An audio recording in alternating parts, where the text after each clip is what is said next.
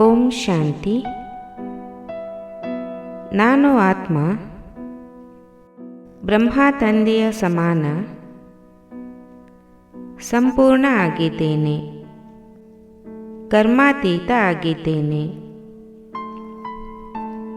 ನಾನು ಆತ್ಮ ಬಾಪ್ ದಾದಾರವರ ಹೃದಯ ಸಿಂಹಾಸನಾಧಾರಿಯಾಗಿದ್ದೇನೆ. ಬಾಬಾರವರ ಸ್ನೇಹದಲ್ಲಿ ಸಮಾವೇಶವಾಗುತ್ತಾ ಸರ್ವ ಆತ್ಮಗಳ ಶುಭಚಿಂತಕನಾಗಿ ಸ್ನೇಹ ಹಾಗೂ ಶಕ್ತಿಗಳ ಸಹಯೋಗ ಕೊಡುತ್ತಿದ್ದೇನೆ. ಸರ್ವ ಆತ್ಮರು ಬಾಬ್ದಾದಾರವರ